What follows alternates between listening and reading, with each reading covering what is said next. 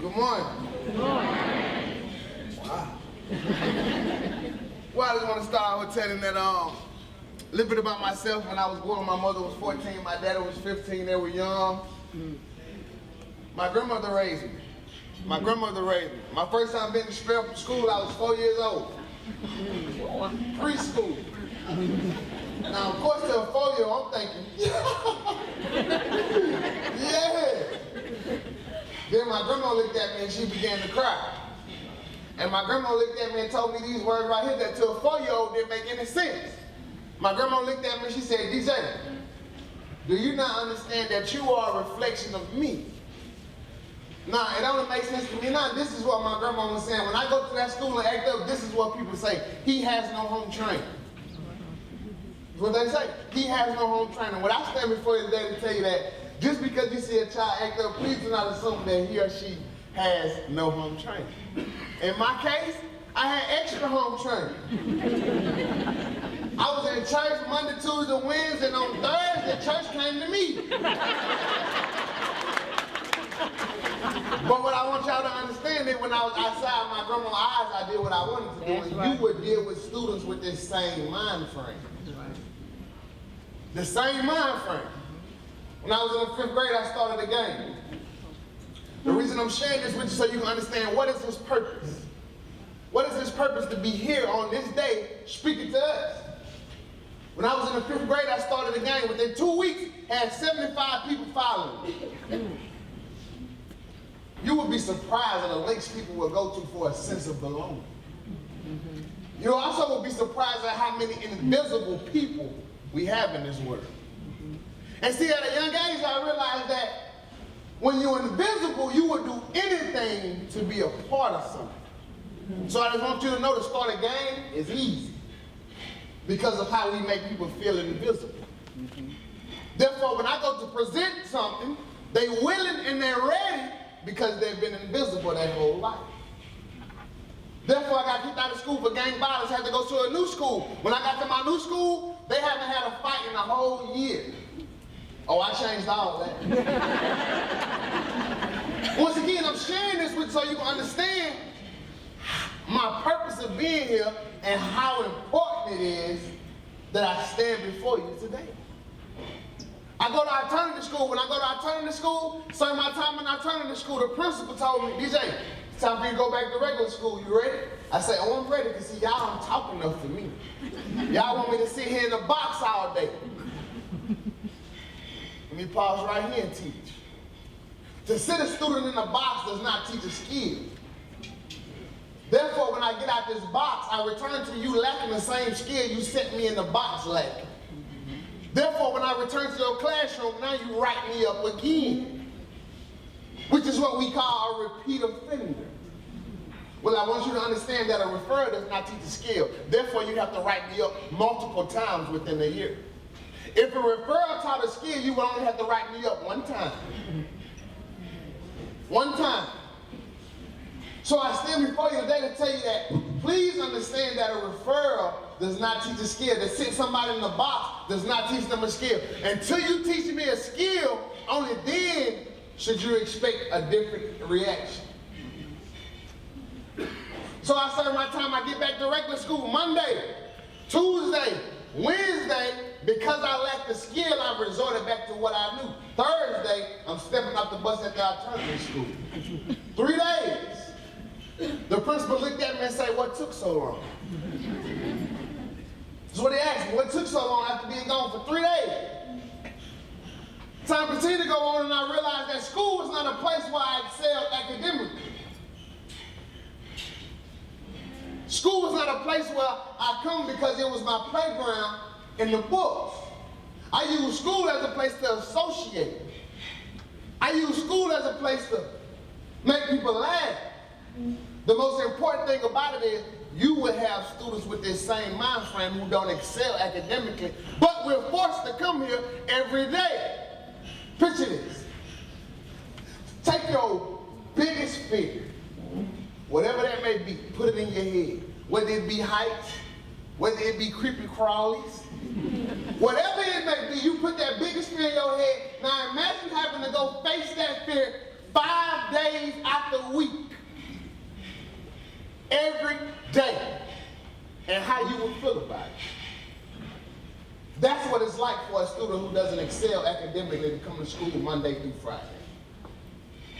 Therefore, we must find something that we're good at.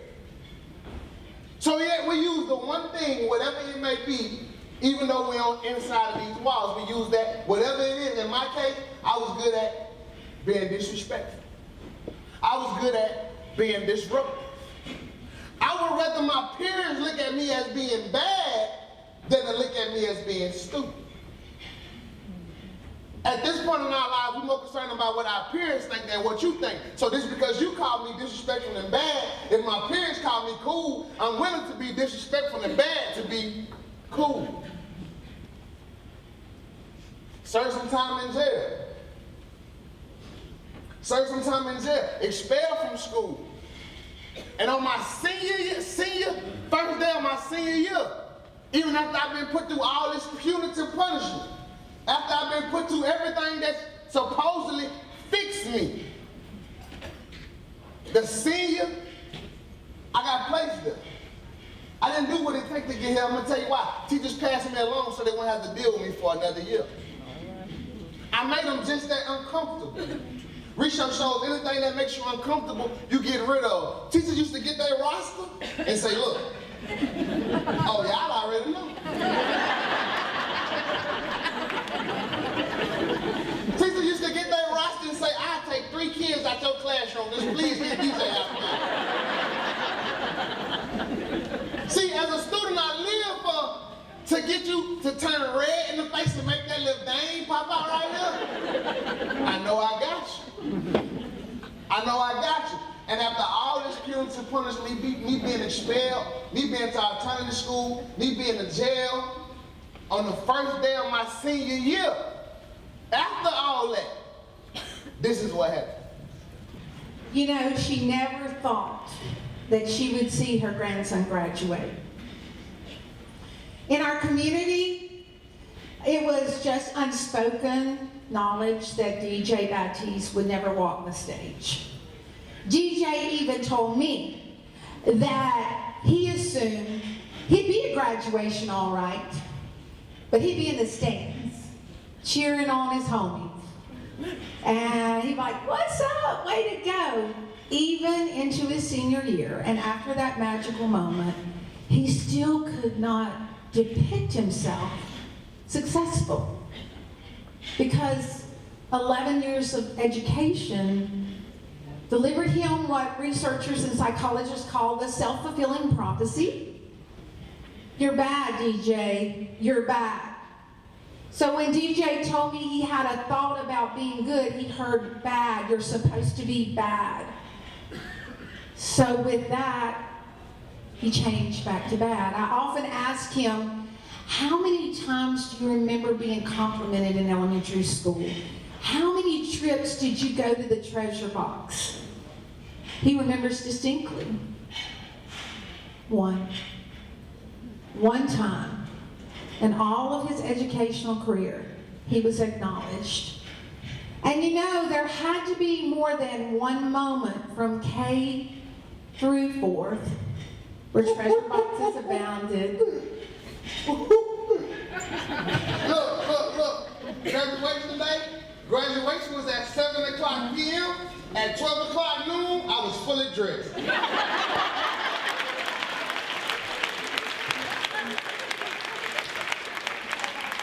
I'm talking about 7 hours. What's up, coach? I'm talking about 7 hours early. I'm in the street stopping people who I don't even know. Hey. They're like, what up? I had to take a picture. They said, we don't know you. I said, but I'm graduating. They said, say cheese. I was just that excited. No one in my family has ever graduated. Not only did my people think I couldn't graduate, not only did my friends think I couldn't graduate, I didn't believe in myself. Once again, if you ever question the power that you have as a teacher, it's limited. The power you have as a teacher, never question that, for the simple fact, a lot of times we with you longer than I'm with my mom. All right. When my mama get up, it's time for her to come in, cook. It's time for me to go to sleep. Wake up in the morning, I'm coming right back to see you. That's just how much power you have. And on my graduation day, I see Miss P. Miss P was posted at the gym. I said, Miss P. Hey, DJ, come over here. I want to look at you all close. Ah, yeah. Wow. DJ, why is your gown so wrinkled? Miss P, I had this on all day. I can tell. Let's see. Okay. Wait, let me zip it up a little bit better. Okay. DJ, this thing on top of your head is called mortarboard. Say that after me. Mortarboard. That's reserved for scholars. Well, you know. Do you look like a scholar? Thank you, Miss P. Miss P, Wow. it's nothing more I can want on my graduation day than for you to walk me to my chair. Because without you, I wouldn't be here.